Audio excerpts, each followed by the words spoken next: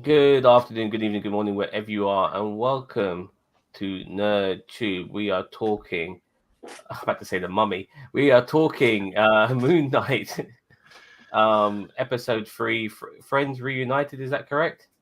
Something like that. Yeah.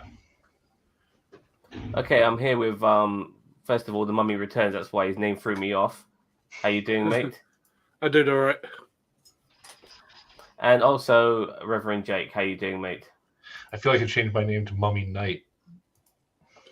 Okay, so we finally get ourselves in Egypt, and I think we get a little bit more Moon Knight in this particular episode as well, which was very nice. It's nice to see something I've been clamoring for the last couple of weeks.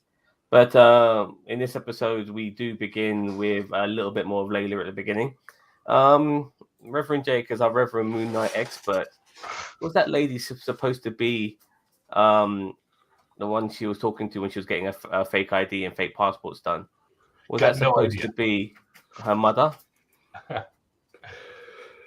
No idea. Fellow Facebook user. It's news to me. The whole character Layla is not original. Is an original. There's a lot of theories. It's an amalgamation of a couple different characters that I'm not familiar with. But yeah, so I can't say I know who she's supposed to be, but I think it's going to play more into Layla's backstory. I was interested to see Layla having a scene where it's giving her own story separate from Mark. It kind of destroys one of my theories I had, where maybe she's an hallucination too. But So 1 second, please. Yeah, hello, Reverend. Thank you very much for joining us. I hope you're keeping up with Moon Knight as well, the greatest thing since Batman. Sorry, Reverend, as you were saying. No, it's all good. Definitely want to make sure we shout out to our loyal viewers here. Long-time friend of mine. She was one of the few people that encouraged me to be a YouTuber, so I owe her a lot. Nice. It's exciting. But yeah, I don't really have a whole lot about it, but it was interesting to see some of the backstory where they talk about her dad's death and whatnot. It sounds like this is an amalgamation of a couple of different characters. In the original backstory, her dad dies at a dig site. Different character whose name I can't remember, dies at the dig site where Mark gets his powers. So I think, honestly, with only having a couple episodes left, they're going to really just hint at her backstory and leave that off for a season 2. But yeah, we'll see what happens with that. Okay, Bossman, how do you find the early parts of this particular episode? Like, I mean, it was good. It was kind of like the Bold Identity jog where we actually see how she's getting her false IDs and stuff. So like you see her like like printing off all the stuff, and like it's pretty well done. Like this is obviously her handler or whoever deals with faking IDs for this other organization they deal with. So it was good to see that that kind of detail, that they didn't just drift past it. And it kind of gives it a bit. Pardon? Sorry. Through his Razor phone, and there's a whole bunch of missed calls. One person being different to Layla. What was the name of that person again, Rev? If you remind me. That's Duchamp or Duchamp, something like that. Yeah, Duchamp. Yeah. Do you think that lady is Duchamp? Could be. It could be somebody. She kind of ticks the boxes for what Duchamp is, isn't it? Like, that's the guy in the chair for Moon Knight. That's the person who can make all the gadgets and all that sort of bollocks. So maybe they've made her a female person this time around. But it was a guy in the comics, I believe. Yeah. And maybe they made her a woman in this. So that's what I was thinking.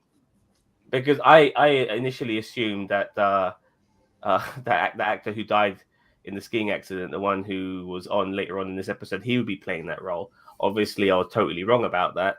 But anyway, sorry for disturbing you, interrupting you, Bossman. Anything more you want to say?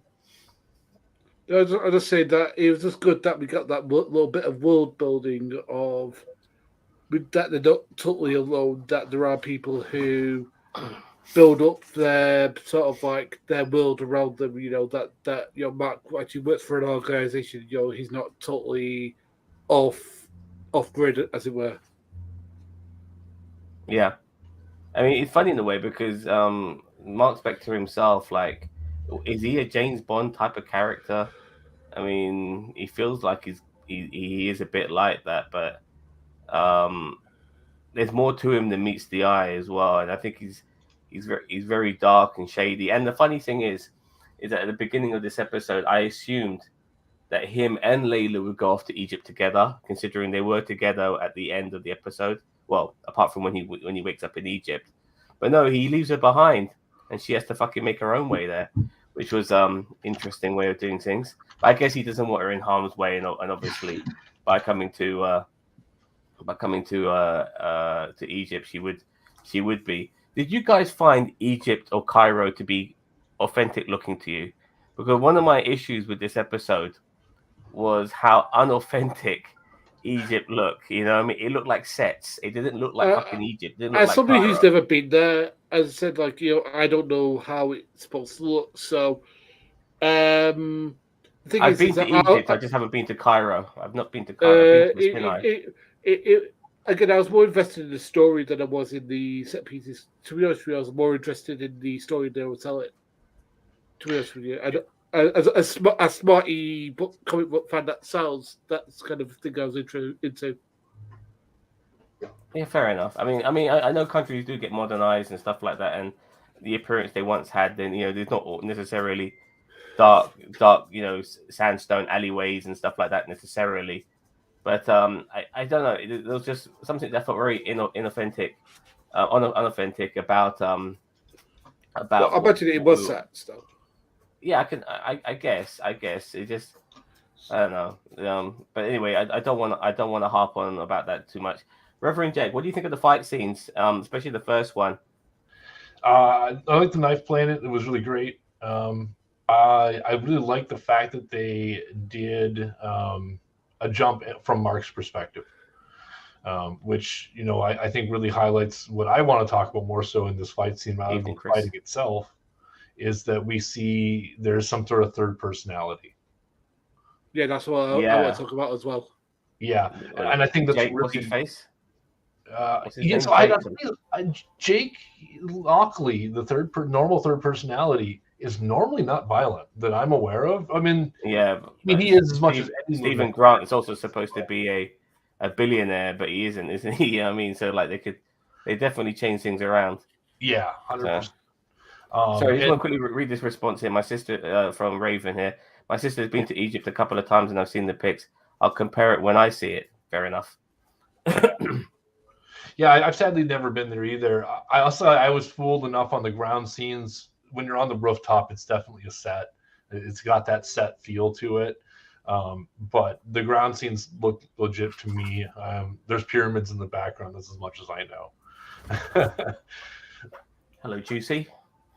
Sorry, that's my bird. She just pressed the button. I love the fact sorry, Jake, were you done? Sorry, mate.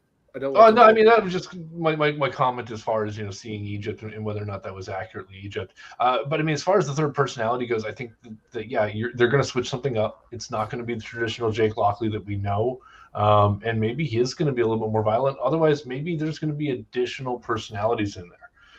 There's a lot of discussion in this about harrowing out the personality of Mark Spector from his own body. So maybe that was Khonshu just straight up taking over control. That could be interesting. Cheeto with his trolling says, as a Moon Knight expert, I really, really enjoyed this episode. I'm sure you did. Daniel Vance, I'm glad you're back from the doctor, mate. The only other time we've seen the clock at 1 minute after midnight so far is in the MCU when Tony Stark suits up in the Moon Knight. In Moon Knight. No. So his third iteration of his suit. In Mark 3. Okay. Zan did the review of the scene. Oh yeah, Mark. Yeah, the Mark 3 suit. Sorry. Every time I see MK, I thought you meant Moon Knight on this occasion, but usually when I see MK, and obviously it's the Mark 3, but usually when I see MK, I think fucking Mortal Kombat. Zan did it. Zan did it. Yeah, I did do a scene reaction to that as well. I've not started it yet. Isn't it on Disney? I think this is Chris. I'll tell you what I think. Egypt, when you guys are probably twice through it. Like I said, I've been to Egypt. It was about 22 years ago now. I'm really showing my age. But I went to the Sinai and I got high as a fucking motherfucker. But that was a long time ago, so I don't mind talking about it. Haggling for weed, man. I've never done that in my life. I mean, when you're in that part of the world, you haggle for everything, even the fucking marijuana. Anyways, I'm sorry about that. I lost my train of thought. You're talking about the fight scenes. The fight scenes, yeah. Sorry, go on. I was going to say, the thing is that I love the fact that he wasn't like, even though he's the secret agent, he wasn't super taking somebody out and stuff like that. He was good at keeping them at bay, like he was good at like fan fighting them. And then he does the eye rolling thing of, and then he gets into the taxi cab, and then he goes over to him and says, "Oh, you already let us go." And then he goes over to that guy and says, and then he wakes up and then he goes into it again, and then you're thinking, "Oh, Mark's taking over again, so he's probably going to end up in the cab again." But no, he's like literally something. He's like, "Mark, what the hell have you done?" It's literally like, it wasn't me, and then like he's holding that guy by his tie over the flaming cliff and said, "He'll talk," and he goes, "I'm not." Will protect me, and he cuts his fingers and falls on the floor. I was like, bloody hell. I mean, the thing is that I was so invested in this because that was the moment of thinking, that's a third persona that we don't know about. Because I don't think that it was Mark. Do you remember when they showed Mark when they showed Stephen the pictures of the people in Cairo that he killed? I don't think Mark remembers doing that. So I think that this is the third persona, that he's much more violent and much more bloodthirsty than any of them, but he only becomes that in specific environments. The first eye roll he had, by the way, when he's fighting those guys, and Stephen saying, "Stop, like, oh my god, like these guys are murderers," and you got this pacifist in Stephen Grant, like. Oh man, it just makes me want to smack my head against the table. Like, mate, you have no idea what the fuck you're talking about. Shut up and watch this expert do his business. But nevertheless, when he had that eye roll moment and then he wakes up in the cab, I thought at that particular moment he was Stephen when he blanked out because he's in the cab and he's going to the airport. But obviously, once you see him kill most of those guys and there's only that kid left with the deep voice. It then made me realize, damn, there's another personality, and probably that was the personality in play when he was in Germany in the first episode as well. So that was really cool. I like that. I like the fact that Mark was unaware of this third personality, which is pretty cool. Or it could have been, is it Khonshu? That's the name of the god. It could be him as well, because we did see him later on possess Mark and Stephen's body. So he's capable of doing that too, I believe. But I think that's only when they gather together to do, their sort of like group meeting, that group meeting thing, which I won't get to in a little bit. Yeah, we'll get to that. But I do believe that they can possess those bodies without having to have a fucking get together and stuff. But anyways, let's continue. So if funny in a way, like these sort of scenes kind of reminded me of some of the James Bond movies I've seen in the past as well, and obviously the the Bourne Ultimatum. I apologize. That was the one I think was set in the Middle East. So it kind of reminded me of all of that. Yes, it was good to see a few stabbings and this, that, and the other. But overall, I did find some of the action and violence scenes still to have that Disney layer. Like we're almost going there, but we're not going there. If you know what I mean. Like you want more blood. I just want to see the knife penetrating the body. Yeah, you don't want to see that with this. And then I want to see that knife go up the motherfucker's jugular and then being pulled back out again. You know what I mean? That's what I want to see. You know what I mean? I want to see him slice that fucking throat. You know what I mean? And maybe a decapitation or something like that. I mean, the guy's hands are covered in blood. You know what I mean? Like, don't give us. I don't want this to go like the movie Seven, where we have to imagine what happened. I want to fucking see it happen. You know what I mean? And I do feel like this is always going to be the problem with Disney. They're going to cop out, even when you think they're going there.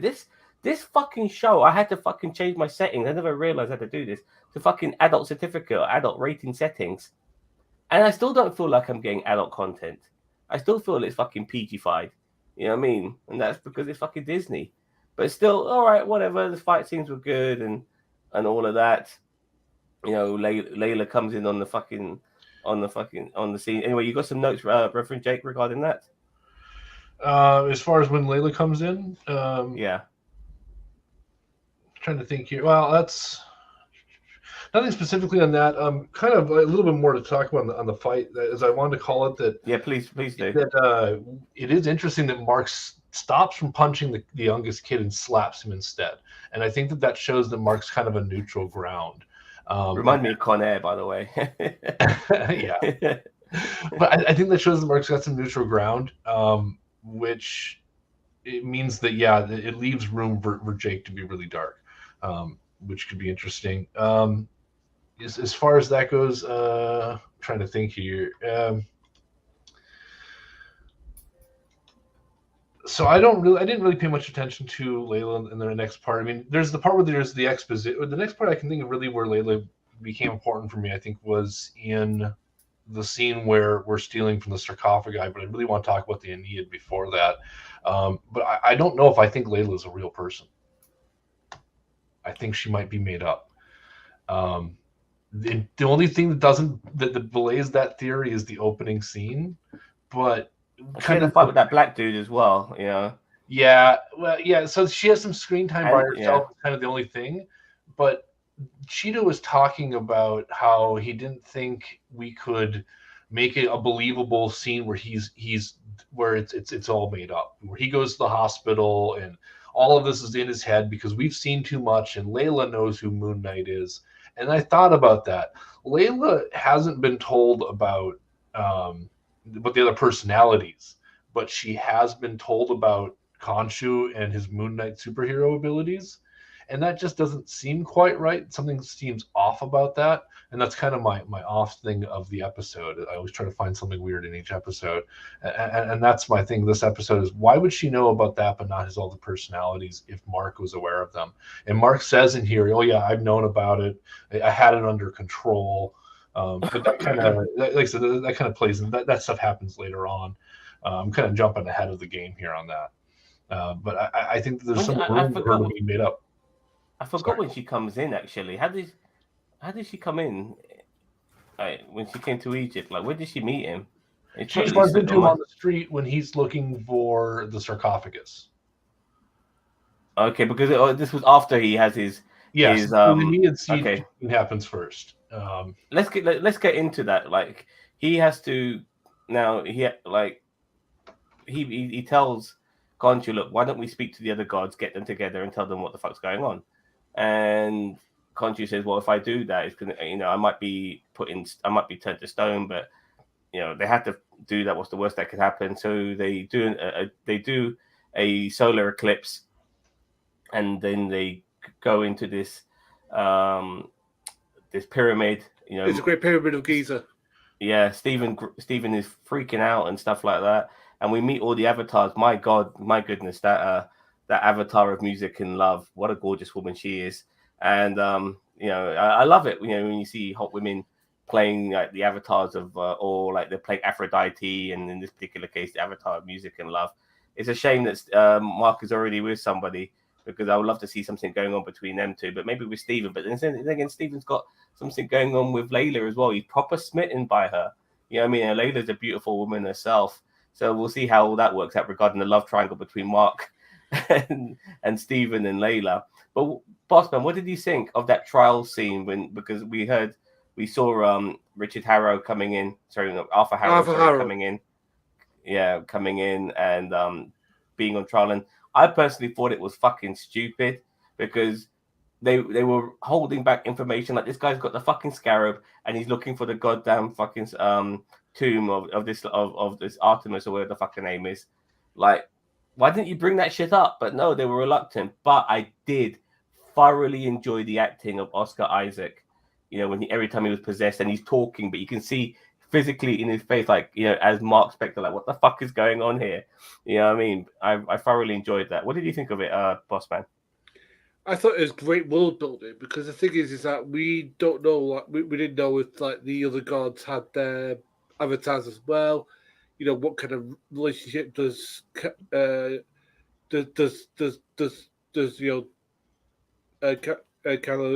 have to the other gods? All the rest of it. And as I said, I loved it. I loved the fact that we got this world building. We got the fact that the Rise Goldblum, and that they have to take them seriously. And I like it was like, and then you got to see is this true? It's like, oh, I'm just here. And like Arthur Harrow lies out of his fucking ass. He's literally going, oh, I'm just here on a visit and stuff like that. It's like, you lying piece of shit. Because literally be seeing him like with the scarab going, where is it? And stuff like that. And the thing is that, like, even as I said, even Hawke's performance in this entire series has been great, because the thing is, you can tell that he's manipulating stuff. Like, I like Khonshu is like literally like, this guy, you can't trust him and stuff like that, and he's literally like, you need to leave him alone and stuff like that. He says, if you summon us again, you'll be turned to stone. And it's like, I was like, well, this sounds interesting. And the thing is that it was great world building in a way that makes sense. He wasn't there. Somebody wasn't there going.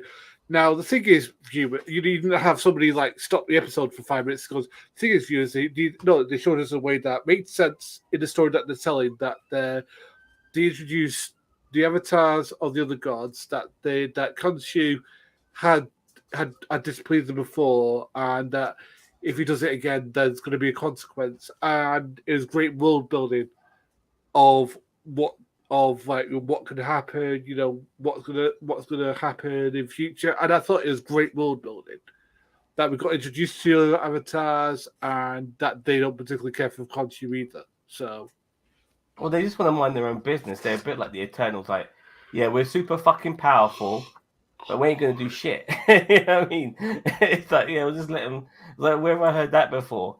And it was, and there's always like one in the group who wants to make a difference, and in this case it's Khonshu. And there's always one in the group who's like also fucking evil, and in this case is this I keep calling this person Artemis. Is that right? Arthur. No, not Arthur. The person he's trying to resurrect. Oh no, Ammit.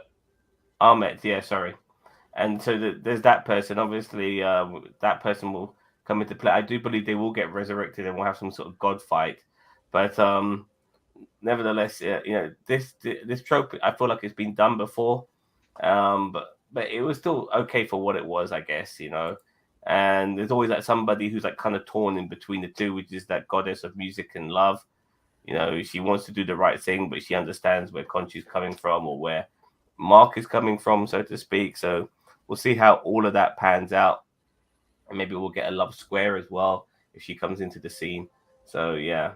But yeah, that was for me, that scene let me down. Like, to withhold information like that in this trial and not say the most obvious things like the scarab, it just felt absurd. It really did.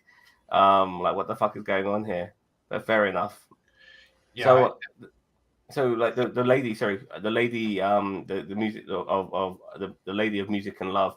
She tells him to look for the sarcophagus, where they will find some clues regarding where Ammit's coffin will be buried, and so that's what we go to next. Jake. Yeah, I just wanted, on the Aeneid thing, I actually kind of sad. I was really looking forward to the scene. I kind of seen it coming. Where like, oh, they're going to summon the Aeneid or whatever, and they do the eclipse, and like, oh, this is going to be really awesome. And then I hated that scene.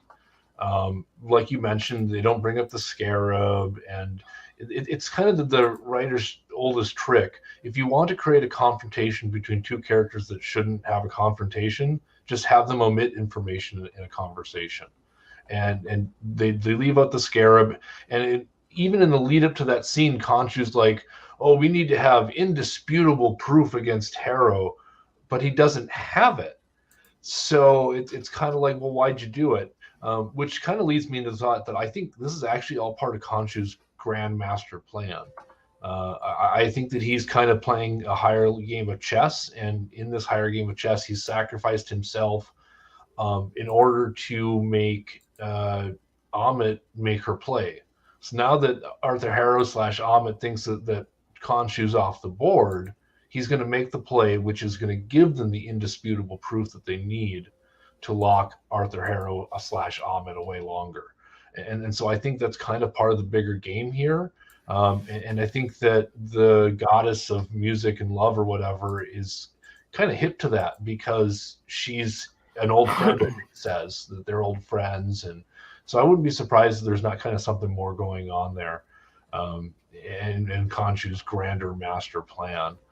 But yeah, I was kind of disappointed by the scene because and I didn't entirely like it's weird.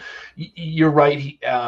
He did act it very well when Khonshu takes over his body, but I didn't necessarily like the whole aspect of it because none of the other avatars did it. Granted, they're more used to it or whatever, but it just kind of stuck out as weird to me, and I didn't enjoy it. Yeah, I agree. That was Yeah, but I think it's supposed to be like a marionette. So because they're a presiding over it, and he's like basically being the prosecution for this whole thing. And like when he's literally like a marionette, and it's hard to show that. And as I said, Oscar Isaac's acting in this show so far has been absolutely excellent. Yeah, I think the acting of it was good. I just don't like the choice, the overall choice to do it.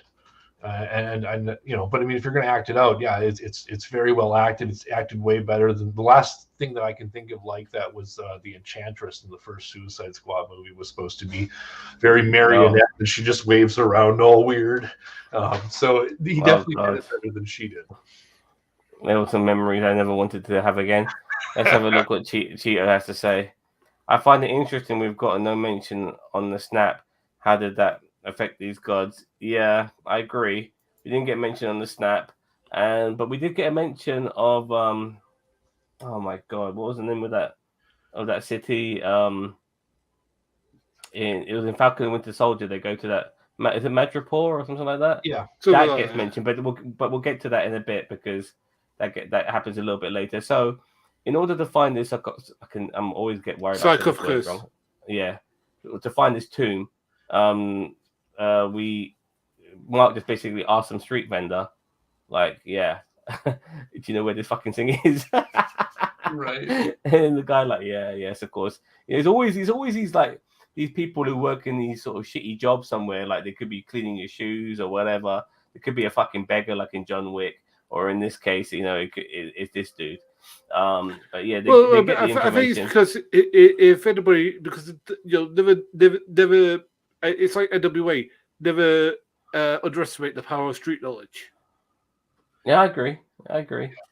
But just like that, the guy just gives up this information. You would think if you got any rubles or whatever it is. What money do you use in fame in Egypt? Is it rubles, or is that Russia? Oh no, it's fuck me, man. Is it rupees? It might be Egyptian pounds. It might be Egyptian pounds actually. Yeah, you got some pennies or something like that. And he throws him some coins or something. That would have been more. I used some of their money, their currencies worth so little. I used it for toilet paper once. Yeah, I know it's bad, but a man had to do what a man had to do. Anyway, I think I wiped my ass for like £2 or something. Anyways, £2 is in English currency, not £2 is in weight. Yeah. All right. So yeah. Anyway, I'm losing track. So they go on this love boat. You know what I mean? Could I just say that the chemistry between Oscar Isaacs and the lady who plays Layla is really good, especially on this scene because hot man. Yeah, because like the way he's holding her hands and he's staring into her eyes, and you kind of see why these guys are a couple because they have great chemistry together. Yeah, and she's Egyptian as well, by the way. Say again, sorry, Rev. Sorry, I was saying the chemistry between her and Steven is amazing. Yeah. especially to how Stephen is so smitten by her. You know what I mean?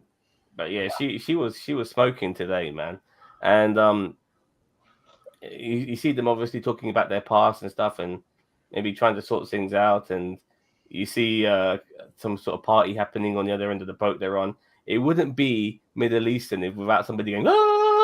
No, but I think it was a wedding. From what they said, it was a wedding. From what they said, so yeah, I know, but you know they always have to fucking do that shit, innit? Yeah, we're in this part of the world. Yeah, fuck's sake. Yeah, but I've never been to an Egyptian wedding. I don't know if that happens or not. No, me neither. But I do, like where I live in London, there is a lot of like there's certain areas which are a little bit Middle Eastern, like there's places like which is like Lebanese influences and Saudi influences and stuff like that. I don't see anybody going around those fucking areas. But nevertheless, I did really appreciate some of the sort of like not acknowledgement, but just showing off certain things about the culture, the music and stuff like that. Really loved it. You know what I mean? I love some of the music they played. This sort of like techno Middle Eastern style music, which was pretty cool. Very much loved it. Oscar Isaac is killing it in this. Yeah. But they end up at this place where this sort of rich Middle Eastern guy, played by that late French actor, who's donning an English accent. And it's only the second or third time I've heard. Because he's doing like some sort of Arabian fencing, not fencing, what's it called? Jousting. Arabian jousting. Yeah, Arabian jousting. With the poles and shit. And was like. Yeah, the only other French person I've heard do a good English accent, and I thought they were English, but I found that they were French, was Ava Green when she was in the first James Bond movie, who played Vespa in the first in Daniel Craig's first James Bond movie. I found that she was French. And the guy who plays Jamie Lannister, he's Danish, and he does an excellent English accent as well. So it's always good to hear people from other European countries doing accents of ours. But yeah, his English accent was excellent, much better than Oscar Isaac's, I have to say. And he's your typical Middle Eastern rich playboy. You know what I mean? I think him and Layla had some sort of past by the looks of things, sounds of things. Would you guys agree? Yeah. And they want to see the sarcophagus, and obviously they've kept it in an area which is easy to access, but at the same time it's also secured. It's almost like it's a museum exhibit, even though it's on a private location. And they let these motherfuckers get close to it, and even let Oscar Isaac touch it, and then after he touches it, shit kicks off. What did you guys think of that scene? I'll start with you, Reverend. This scene was really good. I think it was cool to see his powers actually fully on display for once. And the scene where he switches into Mr. Knight and back is hilarious. Mr. Knight's all like, "Oh no, let's just try to talk this out." And so he starts getting impaled, and he's like, "Okay, wait, no, I'm not in for this. Go ahead, take over." And I think it's a great, because you finally get to see them cooperating a little bit, and that I think is what's going to really make Moon Knight a fun character, when he's fully cooperates with different personalities and they swap in and out in the middle of fights. I think it can make some really interesting scenes. So it worked really well for me here. Loved it. The scene where he jumps off the pyramid and his cape turns into the crescent moon, and it was so cool. Loved it. Yeah. Nerdgasm for sure. Yeah. I did like it, but before I pass it on to you, Bossman, did you find it a bit weird that here's a guy who's able to, fuck over a mummified jackal in episode 1, and yet a few henchmen, at times he was finding it a little bit difficult to deal with. I mean, those guys should be fucking toast, easy food for him. They should be easy. I'm surprised he's getting fucked over by them so at a point. But you got anything to add to that? Well, I like the fact that Stephen is still useful. That he still has a reason to be present in the body. The fact that he can, what's the word? That he has knowledge that Mark doesn't. That he has a skill set that Mark doesn't, which was he's into Egyptology and Yeah. and A he's historian of sorts. yeah. So I like the fact that the kind of there has to be cooperation because Mark knows stuff about Egyptian history and the stories and the gods and stuff like that, and Stephen is much more the like the body, like how to do martial arts and stuff like that. So the sort of like the brains. Not that Mark isn't smart, but I'm saying like Stephen's much more, Yeah, he has his part to play, which is important in what they're doing. So I mean, because actually I thought we wouldn't get Mark at all, but the fact we did, and he was important to discovering parts of the about the story and stuff like that. And when he took the story, and then all of a sudden, like he gets attacked by the guards and stuff, was really when he was getting hit by the things, I was like, that was really scary. And he turns into Moon Knight, and he like starts to attack them and stuff like that. I mean, and he starts to get the javelins in him, and it was like, oh, that's pretty brutal. You actually see them go in and out. Do you think Moon Knight can only come out at night like Batman? You know what I mean? Like, is he like only an evening type thing? Like, he's like a vampire, so to speak. He can only come out at night. Well, I mean, does the Moon Knight abilities are they still within you? Maybe without the invulnerability, but definitely with the fight skills during the day. But only at night can you use the suit. My understanding is it's supposed to wax and wane with the moon. So the fuller the moon, the stronger his powers are. Well, the moon does come out during the day as well, So would you be able to use it in that sense? And like, what happens if there is no moon on a particular day? Then you're fucked. I mean, the thing is, this, but I mean, like miserable. That means like, what for? Like 3 nights out of the flaming month, he's going to be absolutely useless because there's no moon visible. And it depends where parts of the world that is. It could be longer than 3 nights. So, like, so those are interesting questions. Sorry, just 1 second, cousin Cheeto. We did mention this earlier. So, yeah, it does bring into play the third personality, which was probably the same personality in episode 1 when Stephen was having his blackouts. Anyway, Reverend, you want to say something? Yeah, I mean, I was just going to say that. Crap! I lost my train of thought there.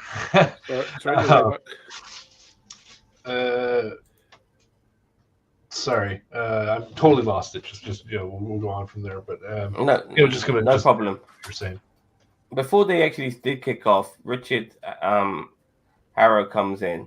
And, Arthur Harrow. Sorry, you know why I keep saying Richard Harrow? Because there's a guy called Richard Harrow in Boardwalk Empire.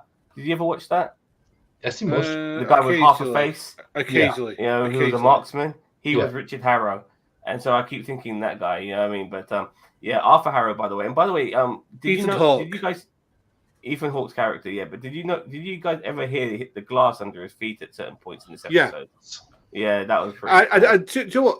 It would sound before you see him. And it's terrifying. It's kind of like do you like I mean Jake might know this, but do you like westerns where you hear spurs like yeah. The kind of, every time you hear them, kind of like it puts you like you think, because as I said, Ethan Hawke is not a scary guy. I mean, I'm not sure how tall he is. I don't think he's that tall a man, but there's something about him that's intimidating as fuck. Like the way that he like enters into a scene, you just like taken aback by this guy because he speaks so softly. Like, oh, don't worry. I've never seen him play a role like this. Yeah. Like Ethan Hawke for me is a guy who just automatically aged. I saw this guy in films like that vampire movie, and was he in Dead Poets Society? Yeah. Oh, I vaguely remember that. I'm thinking Gattaca, and stuff like that. And then all of a sudden, boom, you see him in that shitty remake of Total Recall, and he's old as fuck. Like, what the hell happened? But nevertheless, I do like him in this role. I don't often see him in these sort of performances. Is he still married to Gwyneth Paltrow? He was married to Uma Thurman, and no, he's not. Sorry, Uma. That's who I did mean, by the way. I meant Uma Thurman. That's what I meant. He was, but he divorced. Yeah, fair enough. But as I said, I mean, I think this is. I mean, as I said, and I've said this for a couple of episodes, and I'm sticking with it. This villain is the best villain that we've had since David Tennant as the Purple Man in Jessica Jones. I mean, because the villain we had in Loki was rubbish. The villain we had in Falcon Winter Soldier was rubbish. The villain we had in what was it called? In Agnes wasn't really that good. This is the only villain that I'm actually scared of, and every time he comes up, he makes the flaming the hair stand up on my arm. I'm talking TV shows here. I'd argue this is the first villain that we've had. I mean, all of those shows that you list, there's not really a main villain. In WandaVision, Wanda is the villain herself to a large degree. I mean, yeah, Agatha's in there causing problems and havoc. And a SHIELD agent was a pain in the ass as well. He tried to kill those kids, remember? You had to make him a bad guy, kill the kids. I remember that. Fucking so stupid. Very. The flag smashes from Falcon Winter Soldier, that lady with the ginger hair. She's not really a main villain because you sympathize with her side. She's going overboard. You sympathize with her a lot, and to a degree, Baron Zemo is more of a Baron Zemo is my favorite fucking villain, by the way. He's my favorite villain in the MCU. Well, he's the first villain to actually win because his whole thing was he won before Thanos did. In Civil War, his plan was to break up the Avengers, and he succeeded. You know, that's what he did. He broke him up. He made, you know, the fight between Tony and Bucky and Cap was you know, it was emotional shit, man. You know what I mean? And he won. So I love Zemo. I fucking love him. I tried to think who the villain of Loki was. It was he who is, or whatever it's called. Well, most of the season, you had the TVA lady as well. You're chasing the female Loki most of the show.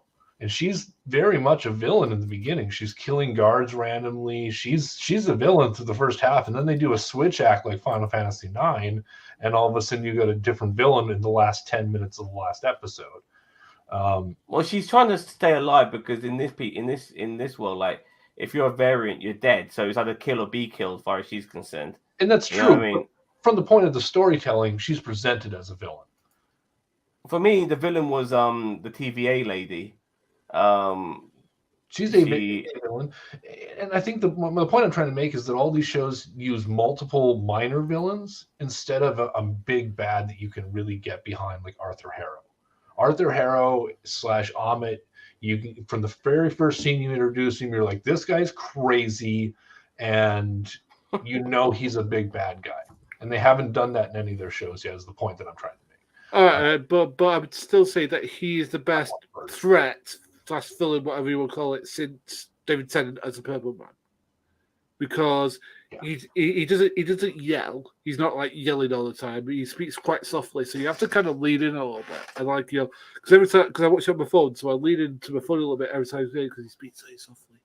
It's like, don't worry, I'll make sure that I prepare myself. It's just like this guy's so creepy. And it's like as I said, but I just love the fact that he comes into what's it called? The Vision Ultron was excellent, by the way. I agree. In What If, fantastic. I mean, he was unstoppable, like, and also zombie Thanos in one of the episodes as well. I mean, that's just terrifying. Imagine having a zombie Thanos with all the Infinity Stones. Oh my god, goodness. Yeah, that's terrifying as well. But okay, so like, by the way, Richard Harrow makes a deal with Arthur Harrow. Arthur Harrow makes a deal with the Middle Eastern dudes, and he says he'll show him stuff, and he gets his fucking cane out, and then he kind of trances him up a little bit, disappears, and then shit kicks off, and obviously that's when we have our fight scene.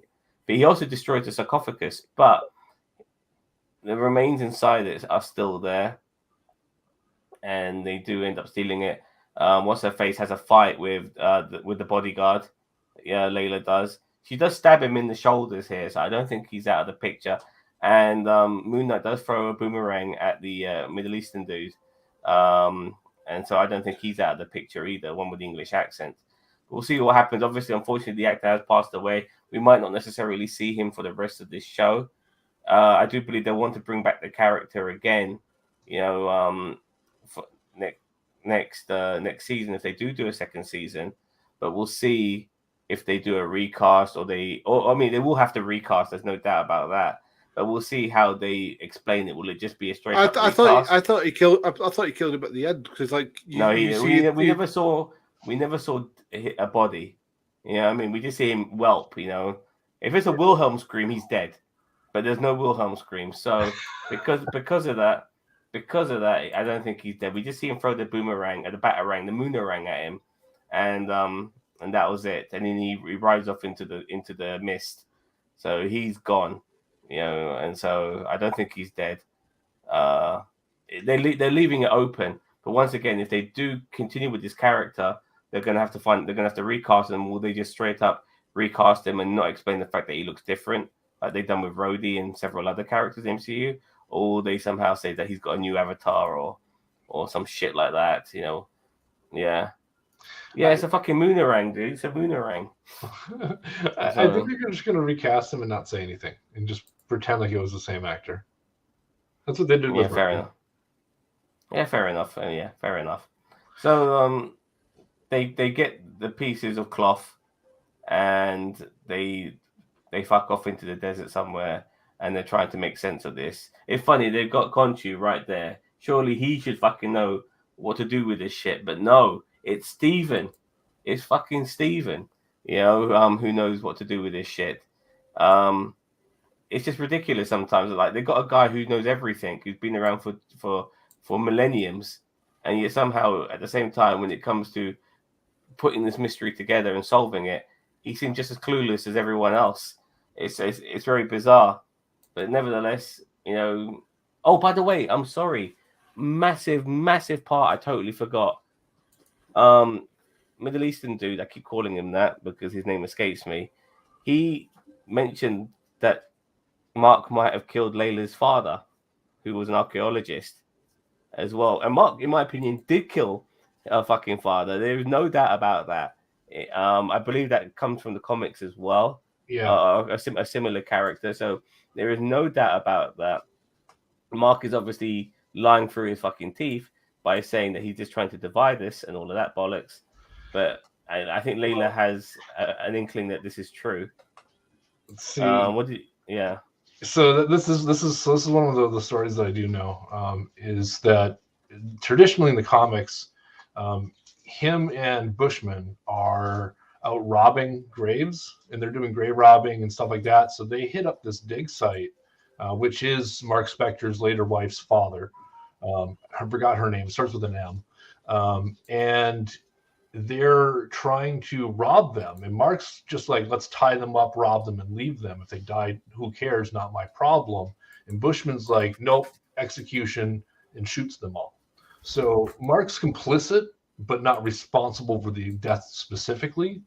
And so there's part of that. Now, this goes in, though, but this ties right into where I'm saying, and I'm glad that Cheeto's in the comments for this. So I think how they're going to pull off Mark being insane is I think she died during that. And I think Mark's hallucinating her this entire time. So I there's some. But if he's hallucinating her, then he's hallucinating everything that's happened there. Like that guy, why would he bring up that subject matter? And I think Layla's a hallucination. Yeah, but why would that guy bring up that point? Is he hallucinating him as well? He's hallucinating all the fucking guards. Conversation. He could be. We have an unreliable narrator, and so and that's something they keep talking about. How this is supposed to be Fight Club mixed with Indiana Jones, and you think about Fight Club, and you go back and rewatch that, and you got to really think and piece everything together to figure out what parts of the hallucination, what part is the real human actually doing. And how all of that works out. When is it Tyler? When is it? I forgot the other character's name already. But when is it which character who's really acting in control of the body, and the other one is an imagination? And I think if we really apply that same idea to rewatching these episodes, like I said, minus today kind of threw me off my theory. But there's a lot of it where she could be entirely made up. where maybe he was in love with her, and then she died during that raid because Bushman killed her, and he brought Bushman into it. He totally feels guilt over it, and that's what broke his mind. There's a lot of fun things they could do with it. Just a couple of things though, like there are like one or two scenes. One scene in particular where it's just her and that old woman. Yeah. Like, you know, that kind of that throws it off. Yeah, that throws it off. I actually agree with Jake, because like whenever he talks to Layla, no one else acknowledges she's there. Yeah, but the beginning scene, Boss Man, when she's getting her fake passport, it's just her and that woman. I mean, why would that happen? You know what I mean? Who's hallucinating that? He's in fucking Egypt. She's in London. Yeah. You know what I mean? Who's hallucinating that? Yeah. You know? Who's that? I agree with Cheeto.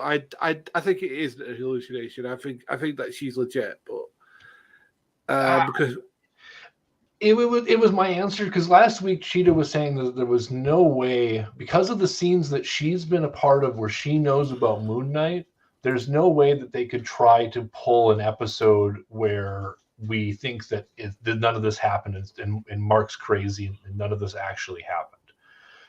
And that's supposed to be one of the fun things about the comic, is you are constantly questioning, is he insane or is he really powered by a moon god?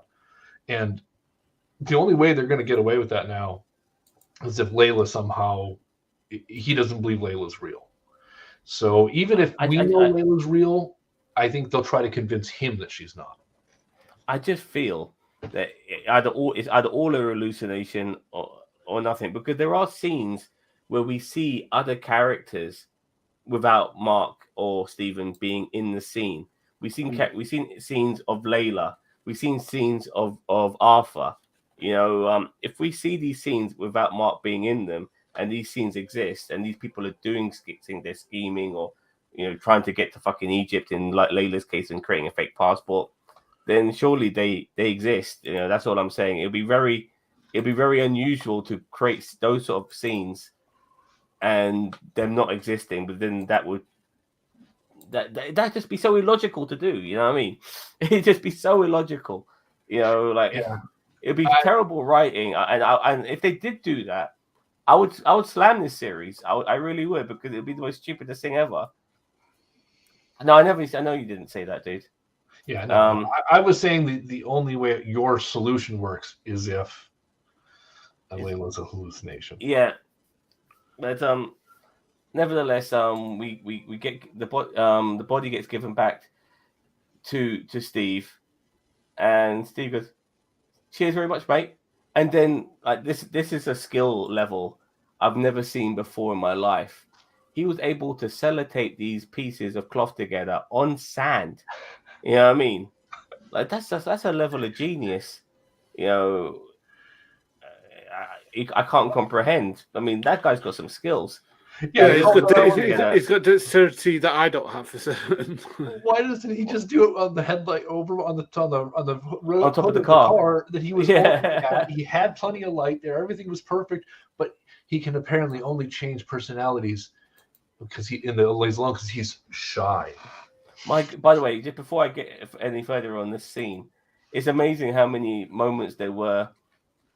There were many moments there were when there were reflections, like there's a reflection on the blade, there's a bit of glass there, reflection, fucking reflection everywhere. You know what I mean?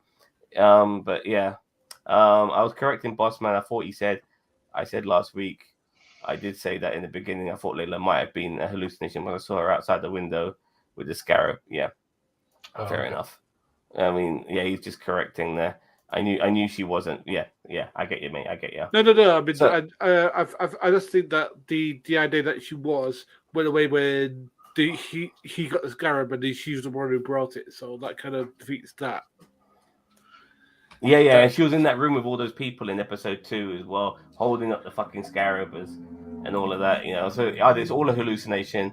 It's not just her. Everything, and once again, it makes no sense when you have scenes of other people doing shit away from Mark Spector. Yeah. So, but nevertheless, is away from Mark Spector. But otherwise, I mean, he could be hallucinating them reacting to her. I mean, that's still technically possible. But I don't think, like you said, we can't have the camera when Mark's not there and she's the main character of that scene. It just doesn't work. And so the theory is kind of out the window, at least as far as them fooling us as viewers, but they might still try to fool Mark. Yeah. And by the way, after watching Fight Club, and watching it again, it kind of makes sense how things pan out. Watching the Joker and watching it for the first, I've only watched the Joker once, and I immediately knew that Rosario Dawson's character was a hallucination. I knew it straight away. You know what I mean? I knew it straight away. It was so fucking obvious. This time around, it's not so obvious. You know what I mean? So, anyways, we'll move on. So, because this map was created 2,000 years ago, the stars have moved about since then. So unfortunately, the stars are not a good guide in basically finding where Amit's tomb is using the map. So Khonshu has to do something which will fuck him over, but in my opinion, will be such a significant thing that everyone in the MCU should have noticed this.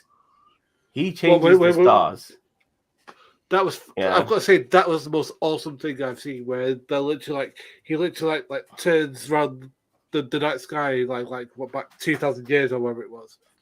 So yeah, for me, I mean, an eclipse can happen in one part of the world. Nobody necessarily notices this. Now we've got Eternals and all these other shit going on here. Yeah, seeing the skies change, that's a big fucking deal. You know, that's a big fucking deal. Like the whole. Yeah, this is changing not just for the people of Egypt. It's changing for everyone around the fucking planet.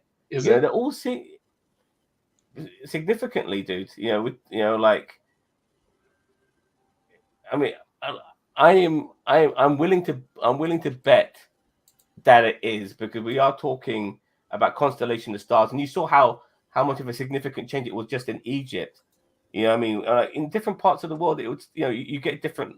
The alignments are changed, but he will still have to be changing everything in order to make it the same, to make it what it was 2,000 years ago, if you know what I mean. And I do, and that's how I took it the first time I watched it. But then on my last rewatch of the episode, I thought, really, they don't do any reaction shots for anywhere else in the world either time when he does the eclipse or when they do the sky. All the reaction shots are only in Egypt locally. And so maybe it's some sort of magic trick where it only changes locally. And then the other side to that, and I'm sorry to steal your thunder, but the other question I have is, did it snap back then when Khonshu gets imprisoned and I have no idea about that. His powers, does it just snap back? Because it doesn't show a shot of it spinning back to where it's supposed to be. It just is normal. So is the sky permanently reversed 2,000 years now? And by the way, there are people out in space as well.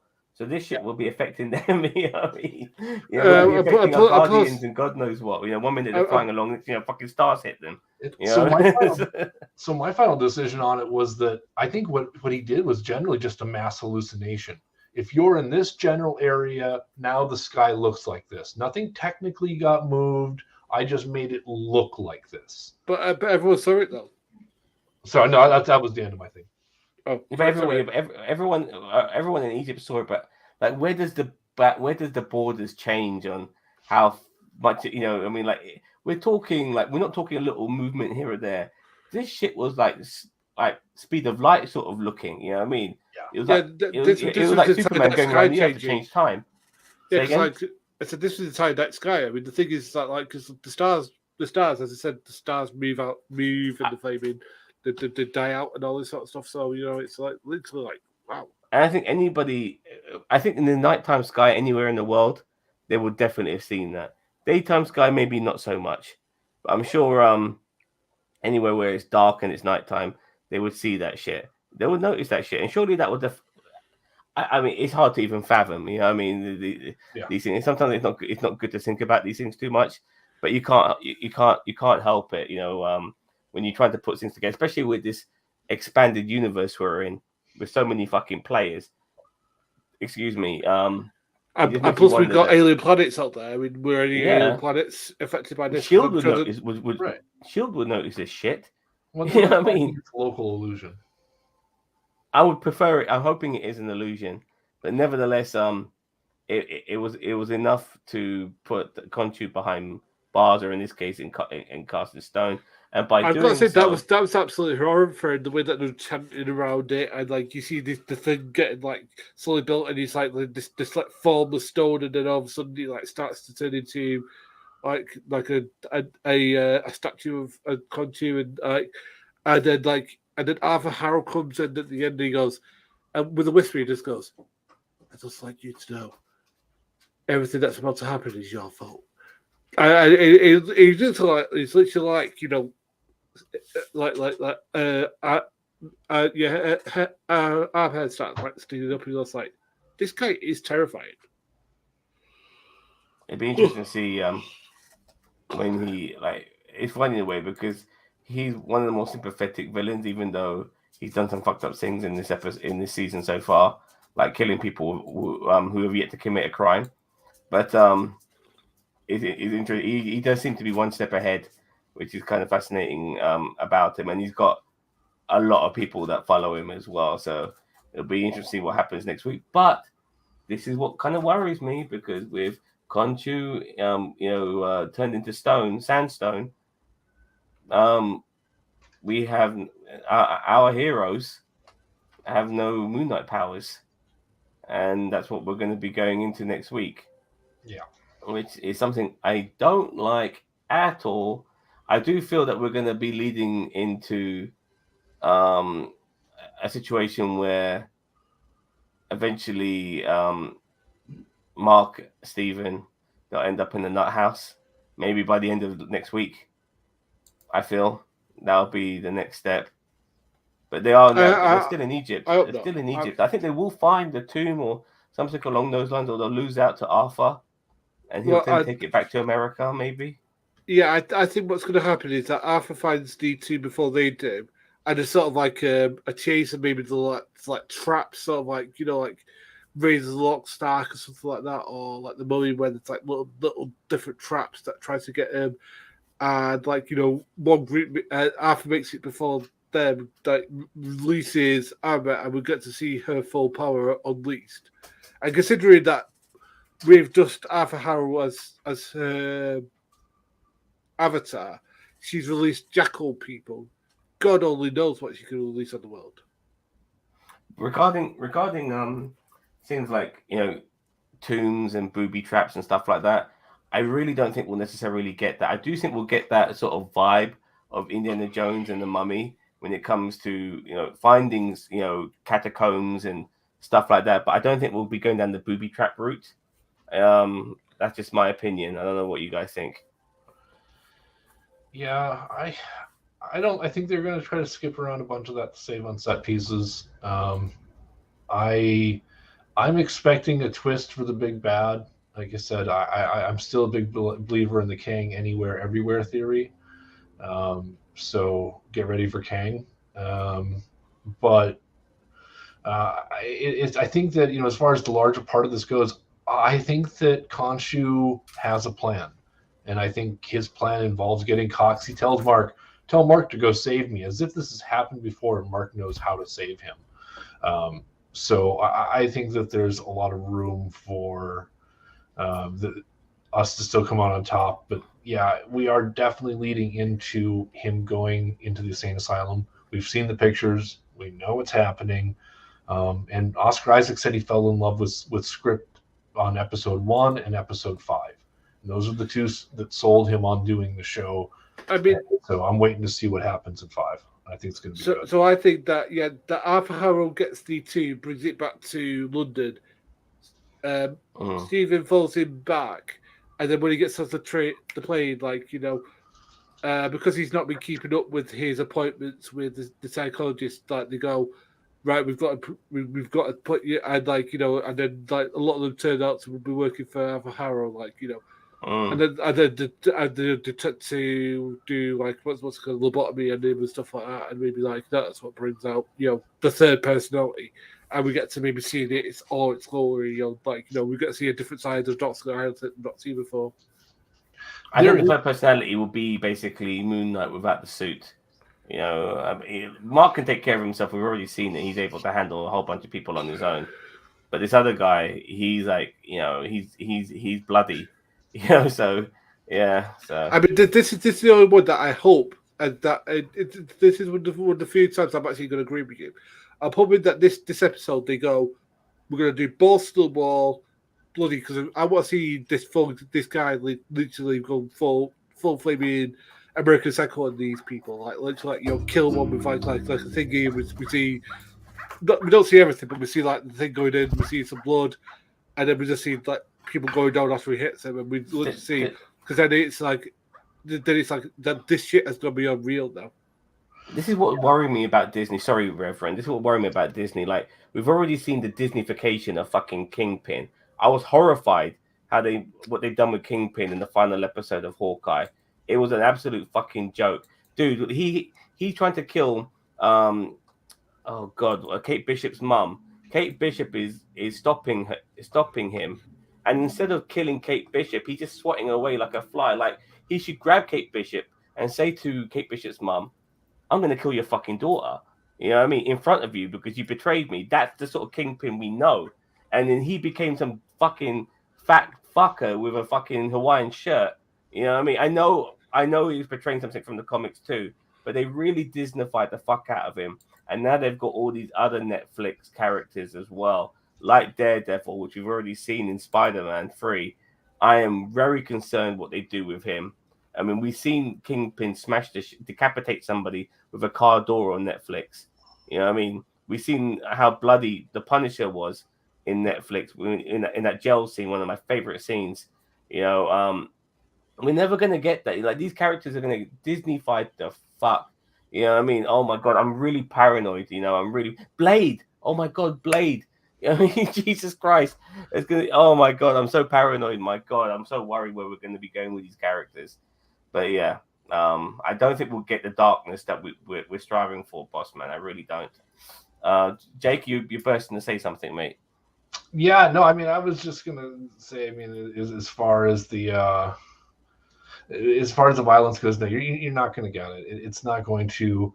Kingpin was an alternate. I mean, my understanding is that the official explanation is the Netflix shows are an alternate universe. They're not fair enough. Versus MCU, and I think you're right. We are going to get toned down versions of them in the MCU. Kingpin is where I was bursting. I love what they did with him visually. I like the fact that he's bigger. I like the fact that his outfit is a little more comic booky. They gave him the cane. I like that side of it. I do agree he wasn't as violent, and that fight was really badly done. It was like, well, we need somebody to fight, but that's anyways. That's that. I want to not veer too much far down that. Back to what Bossman was saying, though. There is actually a comic book run where Moon Knight does get locked up in an asylum, and he goes. In the whole run, you don't know if he's actually psycho or not, and then the end of it, it's Amit is actually the one running the asylum, and a bunch of the guards are those jackals. So there's a possibility they could be adapting that comic line in for 1 or 2 episodes at the end of this season. It's supposed to be, and I sadly haven't read it, but it's supposed to be one of the best Moon Knight runs there is. So maybe something done by Richard Harrow. I think Arthur Harrow. Maybe he's constructing this hallucination in the asylum. Yeah, I forget if it was you or Bossman that had said it, but he may be setting something up where as soon as he lands, he's going to get arrested and sent to the insane asylum because he wasn't going to his appointments, and maybe Arthur Harrow did some espionage to prove that he's talking to himself and threatening people. Then you have the whole thing going on with the cameras showing him being chased by imaginary jackals. There's a lot of steps that could land him in an insane asylum. Even if they don't try to play it off to us, like make us try to think he's insane, they're going to make Mark think that Mark's insane. And they kind of hinted at that during the Aeneid meeting where Mark's on his knees like, yeah, I'm messed up, but that doesn't make me make any of this wrong. He's still crazy, but Mark's admitting that he's messed up. You can see it in his face and his voice. He is really scared because he's losing control of his other identities. So I think we could at the very least explore down the path of Mark thinks he's crazy and doesn't believe this stuff anymore. Well, look, we have 3 episodes left, and in those 3 episodes, we need to go into an asylum, and we also need to have the rescue of Khonshu as well by our 2 lads, or 3 lads in this case, 3 and 1 lads, and Layla. And Gillard as well has not been exposed, unless it is that lady who we saw in this at the beginning of this episode. So there's a few things that still need to come out, and they have to try and do all of this within the next 3 episodes. I do expect whatever happens that we'll see Moon Knight back in episode 6, guaranteed. But if they stretch out from episode 4, 5, and by the end of 6 of no actual Moon Knight, I'll be very upset. You know what I mean? That would be a massive cop out. It's all good having these character pieces, but at the same time, we want to see our main guy in his suit kicking some fucking ass. Yeah, I was going to ask you. That was the one question I had at the end of this episode. Was there enough Moon Knight for them? Did this episode, as an episode alone, it was a lot better, but then again, my concern, my issue this time was Disneyfication. Like, I told you I want to see the knife go in there, up the fucking jugular, maybe to the side a little bit, and pull it out, fucking blood squirting everywhere like a fucking Tarantino movie. You know what I mean? That's what really I want. I really want. If you could, I don't like the half-heartedness, and like if you're gonna make me change my settings on my goddamn Disney Plus to adult settings, then I want to see adult-orientated shit. Don't give it to me half-assed. You know what I mean? And that's my concern. Like, they treat us like fucking like the fucking kids that they mainly sell their shit to. No, this is a adult-orientated show. Give us adult-orientated content. You know what I mean? That's all I ask for. Considering they the portrayal of certain Marvel characters have been done in graphic ways, like what we've seen in Daredevil, what we've seen in Blade. Oh my God, Blade is so fucking good, which is what scares me, because I'm not, as much as a lot of people like Mahershala Ali, I am not looking forward to his portrayal. I must be the only guy who's not looking forward to it, because I want my actor to be a martial artist, and Mahershala Ali isn't a martial artist. But I don't think was his name a martial artist. He was an actor first. No, Wesley Snipes is a martial artist. He's a martial artist. So is Jason Statham, martial artist. These guys do martial arts. If you look on certain YouTube videos and stuff like that, you'll find out which actors are martial artists, and he's one of them. You know what I mean? Okay. Well, he's definitely too old for the role, though. No, I'm not saying that. I'm not saying that, but there are, whether it be an unknown or a known, I'm sure you can find a martial art actor, and obviously some of these actors became martial artists, like Keanu Reeves and Carrie-Anne Moss and Hugo Weaving, when they made the film like The Matrix, and Lawrence Fishburne, when they made The Matrix, they learnt martial arts doing those movies. You know what I mean? So you can learn a skill. Simu Liu, from my understanding, Simu Liu learned a lot of the martial arts for Shang-Chi. I mean, he was a comedian actor on a show about a Canadian convenience store before that. It's also that he's in fantastic shape as well, so that helps. Yeah, as I said, but the thing is that I agree with you that they did put it to adult setting. It took me a while to figure out what's the first episode actually. Jason Scott Lee, by the way, in that shitty Bruce Lee biography, he never knew martial arts, but he learned it on the job. When he did that film. By the way, I used to love that film. You watch it again, and you realize, this film's a fucking disgrace. This is not his fucking biography at all. It's a fucking joke. You know what I mean? The whole thing is just an excuse for fight scenes. It's so stupid. Anyways, I'm sorry for going on these tangents. No, it's all right. You gotta get off your soapbox. Not in that. What was the name of that park there in London? You gotta Hyde Park. Yeah, you just gotta get off your soapbox there. Speaker's Corner. Back and join us. Speaker's Corner in Hyde Park. Yeah. I mean, my girlfriend says that I walk around with a soapbox in my back pocket. I can just pull it. Well, as I said, the craziest fuckers there. Yeah, you do see the craziest people in Hyde Park. But we have the craziest people here. But Yeah, yeah, you as I said, I'm hoping what we get is a more world building, and maybe that we get more hints of who this other third personality is. Do we get a name? Do we get do certain people refer to him that a name that isn't Stephen or Mark? Do people say, "Oh, hey, something whatever this other name is," and we see him I being agree. totally, totally bloodthirsty. I'm not saying he's a total psychopath, but I'm talking about like when shit gets to fan, he gets real sort of thing. I want more world building that answers questions that have already been asked instead of asking new questions. And there's been a lot of that. They keep asking. There's new questions constantly, like what's going to happen with this. I want them to start answering some questions, like you said, who's the third personality? What happened with his backstory? I want to see some more of that, and there's not a lot of time for it. And I feel like the world's pretty well established, and I'm kind of starting to move over to Zam's camp where I don't care anymore. Give me some action. Give me some main plot line.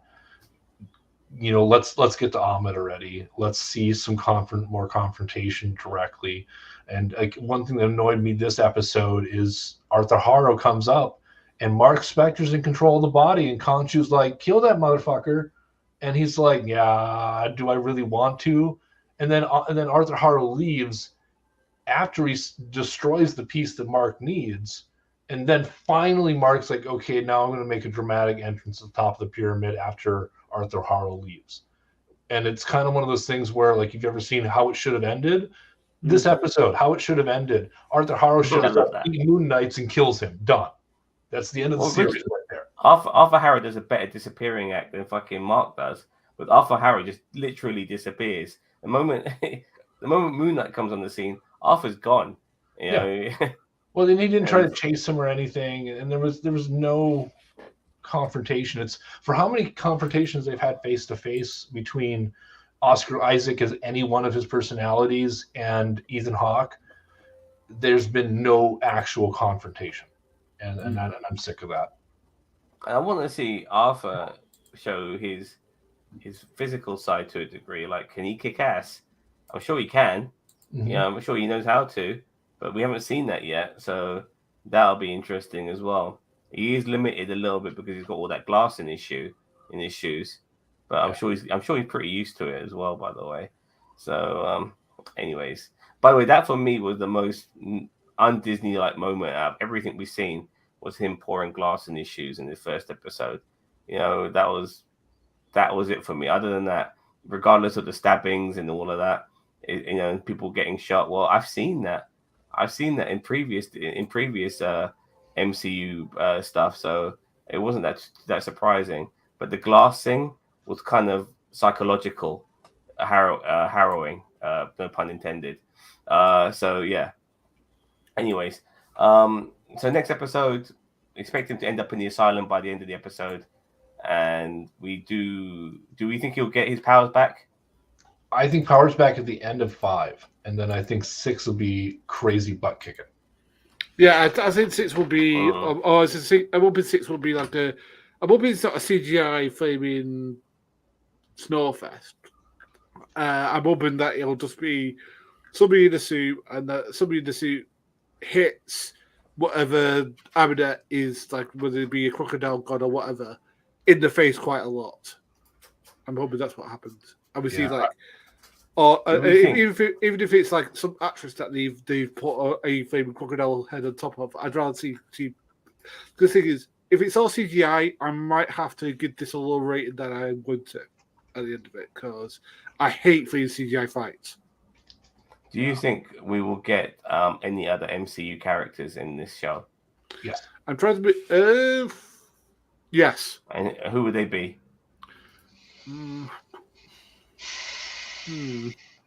Well, with Mandapore being mentioned, I wouldn't mind seeing Sharon Carter. That would be a good one.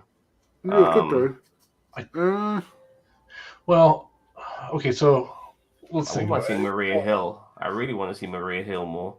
I'm I trying love, I to. love it. I I'm like trying to think. Maria. She's Well, off. actually, I've just thought of Yeah. one. Could be one of the characters for Black Panther because they're not that far from Africa. So they're in Africa, so they could bring him. Yeah, but From they used a very insignificant character for Falcon and Winter Soldier. She was in the Black Panther movie, the same actress, but you wouldn't have realized. You know what I mean? Unless it was pointed out to you. Okoye? Yeah, The one who- No, I knew that was Okoye. No, Okoye, it wasn't Okoye in Falcon and Winter Soldier. I'm trying to think who else it could be. It was somebody else. but Who she- else? she Who else was would one of look the at Star? background Could be one of the bodyguards. Guardians of the Galaxy, maybe. No, I doubt that, dude. I doubt that. I'm trying to keep it a bit more grounded. Maybe like we're talking magic and stuff like that. I wouldn't Well, mind Steve seeing Strange is Wang. out. Wang would be good. You I know? feel like Wang is in everything, so we probably won't get him because he was in Shang-Chi. He was in Shang-Chi, and was he in anything else? He was in Spider-Man. He was in Spider-Man 3 as well. For a little bit. I mean, the Yeah. thing is, I always like He was only a Wang little bit in Shang-Chi as well. because he's a local lad for us. Yeah. Um, Have you heard this one talk? He's actually got a very thick Manchester accent. what if we get what if we get Black Knight? Oh, that could be interesting. You know, tie over from Eternals. If they come back to London, yeah, that could make sense. I wouldn't mind seeing the odd Eternal. We are talking gods here. But because I think next episode we're getting the obligatory hero without their powers episode. Every superhero show has to have at least one episode. Yeah. And then we're getting the obligatory Insane Asylum episode, which any character with a mental problem has to have. Mm-hmm. And then that really only leaves room in episode 6. But at the same time, I'm expecting episode 6 to be a fight in the desert, so maybe Black Knight doesn't make sense there. Maybe they introduce somebody new. Who knows? I got nothing on it, but I bet you there'll be somebody. Because sometimes when you're doing this shared universe stuff, you know, it'd be nice to be reminded without the odd catchphrase that, oh, look, there's this character from so-and-so. You know, just somebody we recognize who's, you know, a little bit, you know, like a second or third tier character, you know, like Sharon Carter. You know, she's not like a major character, but we all instantly recognized her, you know, from the films that she was in. You know, so people like that. So we'll see how that all pans out. It'll be interesting. Okay, here's my off the wall pick. Talos, the Skrull. That's our cameo. So they're somebody else. They're leading up to Secret Invasion. So there's that. And anything with Skrulls is going to tie into Secret Invasion. So I bet you that's our thing. They have, was it Ben Mendelsohn, I think it is, who plays him in the He's fucking brilliant, isn't he? Yeah. Ben Mendelsohn. Mendelsohn, thank you. And he's fucking brilliant. He does him in several different movies, so he's already a reoccurring character. He's a lower tier character. That's my pick. I would love that. I would love that. I'm a bit, you know, just to go into Secret Wars very briefly. I'm a bit concerned what's going to happen here because they flipped the switch on the Skrulls and they made them the good guys, which is different from the comic books. But if they're going to flip the switch again, I'll be very unhappy. But I feel like they might be going down that route. What do you guys think? I don't think you can do Secret Wars without some sort of evil shape-shifting race, and I don't think we're going to introduce another shape-shifting race. But I don't want it to be that they were evil all along. I want it to be that there are certain Skrulls who are evil, not necessarily Ben Mendelsohn's Talos or something like that. It's like a civil war with the Skrulls. Yeah. A civil war with the Skrulls. I like that idea. I think you're right. There's going to be factions though. Yeah, because that's, you know what, we're fucking done being hunted and shit like that. We're the ones who can be anybody we want. You know, let's fight back or whatever, and then it's going to be interesting. So you can do some really interesting stories about how wartime changes people and about choices you make when you're facing that decision. I think I love your idea because ever since Captain Marvel, the Skrulls have been quite prominent in all forms of media. We've seen them obviously at the in the end credit scene of Spider-Man 2. We've seen them a tiny bit in Loki as background characters. We obviously seen them in in WandaVision. I'm sure we've seen them elsewhere too, but it's hard to recall. So it'll be interesting to see where we go with the Skrulls in the future. I'm very much looking forward to it. I believe they finished filming on Secret Wars. Is that correct? It's on post-production now. No idea. I believe. Not a clue. So No idea. yeah. All right then, guys. Well, tomorrow we're talking Star Trek. Yeah, Picard. And there's no wrestling show this week because we're wrestled out and there's nothing good regarding wrestling. Anything else that pops up, I'm sure we'll talk about. You should see that documentary, by the way, Bossman and I saw about a guy called Jimmy Savile. He was a notorious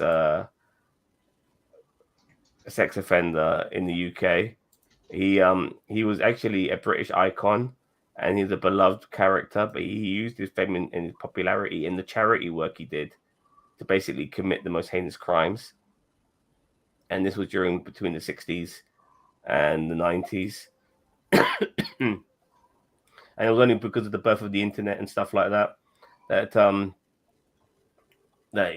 people were talking about him, because through social media people were able to connect. Initially, one person tried to speak up against this person, and if you're a rich, powerful man, you're going to win every fucking time, especially if the media thinks that they love you and you do. And just the charity work he done was quite amazing. But once again, he only ever did it to keep people off his back, if you know what I mean. Yeah. So he could do all those terrible things. Like he fucked around. He would work in hospitals just to fuck with people at hospitals. You know what I mean? Yeah, he didn't work in hospitals so he could fucking do the right thing. He did it because he was an abuser, and he could abuse people in hospitals. People with fucking mental conditions and stuff like that. The guy he fondled women on camera, but back then people never fucking looked at it as a bad thing, because that's how it was back then in the 70s and so on. But yeah, we did a review of that guy, and the documentary is quite disturbing. It's on Netflix. I don't know if you people in America are getting it at the moment, but anyways. Yeah, no, I know there was. I know Netflix got some new crime documentaries on there, but I don't know if that's one of them we have here yet.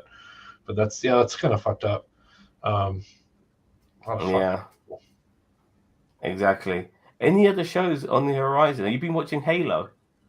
No, I've been meaning to. I've actually been starting to think about getting Apple just because I want to watch Severance, which I hear is amazing. Halo is getting good reviews. I kind of want to see that, but no, a lot of shows are in hiatus. I watched Raised by Wolves. If you have not watched that, it is magnifique. Okay. It is sci-fi at its absolute best. If you got HBO, Raised by Wolves season 1 and season 2, absolutely loved them. They were really great. But yeah, a lot of things in lull right now. I'm waiting for good old Larry Kenobi, or Obi-Wan. That's a reference to I can't wait Aeronauts. for that. If any of you guys do not know what Aeronauts is, but you love Star Wars, go look it up. They do some really funny stuff about Star Wars. Anyways, yeah, so I'm really waiting for that. Excited for Doctor Strange to come out. That's going to be a big one. I was going to say, I mean, the thing is that this Raised by Wolves, if it's a good sci-fi show, maybe you could do reviews for it for this channel. Because I mean, sounds like up our street if it's like sci-fi and stuff. Yeah, it's definitely sci-fi and stuff. So I'd be happy to talk about it. That and The Expanse. If you guys haven't talked much about The Expanse, that was a great show. A little bit of a petered ending, but it was a really good show. We could talk about that as well. I'd be happy to. But yeah, there's a lot of great shows out there. And just right now, it's a bad time for them. I finished watching the final episode of the final season of Peaky Blinders. I do hope they do make a movie. That could be on the cards because people have been talking about that. Well, I recently watched the movie of The Sopranos, and I don't know. I mean, again, there's nothing about the prequel movie. Yeah, the basics. That was fucking shit, man. That is so shit. I to be honest, I mean, if it's anything like the show, people have lied to me about how good the show is. The show's great, man. I like the show. It changed the way television was supposed to be. And nearly every episode was like watching a Scorsese in 60 minutes. You know what I mean? It really was that good. It had that vibe about it. You know, but the film is fucking bad. It is so bad. You know what I mean? Props to is it Christopher Gandolfini? Michael Gandolfini. Michael Gandolfini, my bad. James Gandolfini's son for playing. He's really good at it. Yeah, he's fantastic in it. Absolutely, he's the best part of it. He's the best part of it, but he's not the main character. It's all about his fucking uncle. He's bored as fuck. Maltasani. Sorry? He's bored as fuck. He's got no the actor's really good. I do like the actor, but but what do I have him do? Awful. Michael Gandolfini's so good at it. Michael Gandolfini's the best, and it wasn't about him. You thought it was about a young Tony Soprano, but it was about his uncle. It's just so stupid. Anyway, we're going on massive tangents here. All right, guys. We're nerds. You know, I mean, so much shit to talk about. Right. All right, we're gonna wrap things up.